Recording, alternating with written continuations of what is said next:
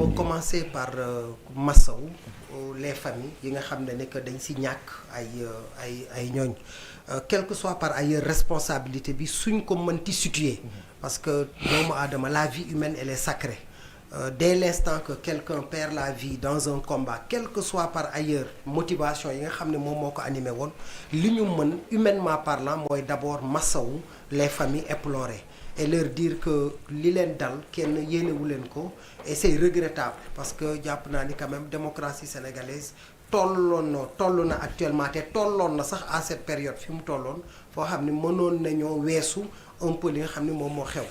Maintenant, indépendamment de ces considérations, le Premier ministre def na discours am est-ce que c'est le Premier ministre qui a fait un discours ou est-ce que c'est le président du PASTEF qui a fait un discours? Toujours est-il que soo ko dégloo il y a un mélange des deux entre la casquette de Premier ministre ak casquette président PASTEF. Alors man li ma ci déglu ñetti poñ la moo xam ne que moom moomu ci gën a yitteel. Premièrement d'abord mooy lorsqu'il parle de la justice. Je pense qu'à ce niveau aussi on a du mal à le suivre. Parce qu'on a un premier ministre qui te dit la justice elle est lente. On a un premier ministre qui a mis la pression sur la justice, fippu à la limite en disant que la justice ne fait pas correctement son travail et que dossier yi yéex na. Et on a vu quand même curieusement hier un premier ministre quand même et c'est fort heureux d'ailleurs pour le Sénégal et pour le fonctionnement de nos institutions, un ministre quand même, un premier ministre très serein et qui a osé dire à ses militants que le temps de la justice n'est pas le temps de la politique. Le temps de la justice n'est pas un temps boo xam ne que dañ ko war a utiliser, instrumentaliser pour régler des comptes et pour se venger. À ce niveau, je pense que c'est là le discours responsable boo xam ne que moom la ñuy xaar ci moom. Le deuxième jàngat boo xam ne que am naa ko dans son discours et souvent je suis pas d'accord avec lui mais démb quand même d'accord naa ak moom.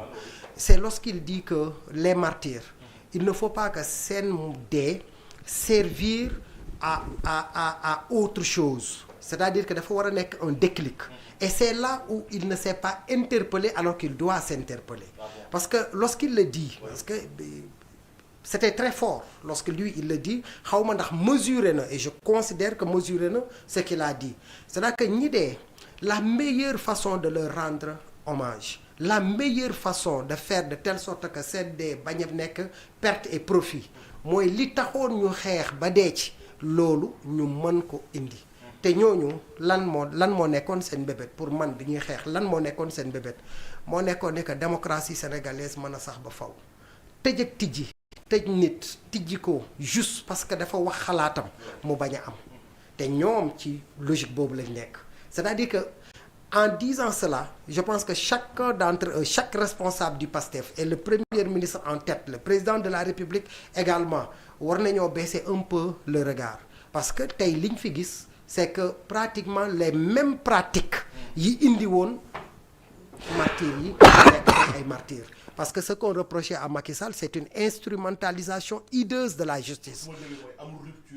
Mais il y a aucune rupture. Ça, il faut avoir l'honnêteté intellectuelle de reconnaître ça. D'ailleurs, qui ose dire... Mais tu fais un Est-ce que vous avez un cas pour finir un cas, j'arrive. Non, je te donne 3 cas. Oui. D'abord, qui m'a dit Bachir Fofana. Bachir, qui ban base sur la base de délit d'opinion. Wax li nga xalaat. Aujourd'hui, on a une pensée nous tous vers notre ami boo xam ne ñun ñëpp xam nañ ko mu dem suñu xarit bu baax a baax muy Badara Gadiaga. Badara Gadiaga, qu'est-ce qu'on lui reproche? Badara Gadiaga, on lui reproche que benn délit d'opinion. Qu'est-ce que Badara a dit de grave, d'extraordinaire boo xam ne jar na ñu téye ko fa depuis pratiquement plus de 6 mois en prison, en sachant d'ailleurs que élargir nañ ko, mais le procureur continue à faire appel et on le maintient. C'est comme si genre prise d'otage la boo xam ne il est victime de ça. Loolu la ñu combattroon contre le régime de Macky Sall ba mu am des martyrs. Oui. Et lorsqu'il dit la meilleure façon de rendre hommage aux martyrs, c'est de faire de telle sorte que li nga xam ne que moom lañ doon xeexal ñu mën ko réaliser. Je dis que war nañoo xoolaat ñoom gestion bi nga xam ne moom la ñuy am ci justice bi. Ne parlons pas des cas de Abdou Nguer.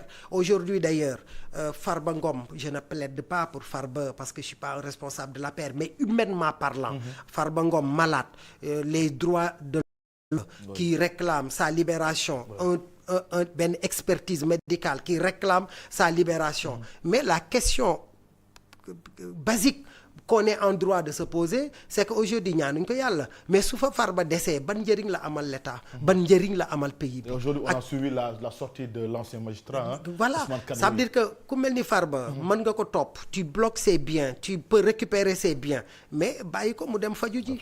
Qu'est-ce que ça va coûter à l'État du Sénégal lan la mën a yàqal État du Sénégal lan la mën a yàqal le fonctionnement de la République et sur ce plan-là je pense que son discours en parlant des martyrs ça doit pouvoir se faire.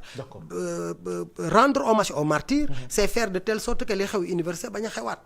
On ne peut pas continuer à rendre hommage aux martyrs en sachant que certains martyrs continuent d'autres continuent d'être martyrisés au niveau de l'université. Spectacle boobu la ñu assisté la fois dernière. Rendre hommage aux martyrs c'est faire de telle sorte que le paysan bi nga xam ne que day bay ñaqam jàpp na ne que su fekkee ni am na jiwam war na ci mën a tedd paysan boobu ñu bañ koo jox benn prix te dinañ si ñëwaat boo xam ne que c'est insignifiant presque su jaayee ay récoltam dootul amaat. Donc vous voyez que lorsque il prononce cette phrase moi je me suis dit que est-ce que mesurer na réellement l'intensité de cette phrase parce que il ne faut pas que les hommes politiques soient juste des sophistes où on prononce des mots pour le simple plaisir de prononcer ces mots. Il faut que les mots soient contextualisés mais li ngay wax aussi nga mën ko dund.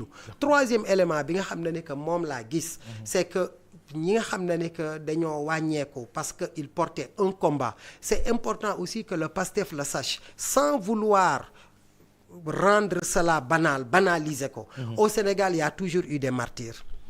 Au Sénégal il y a toujours eu des martyrs. Sur ce plan-là aussi junj na ko.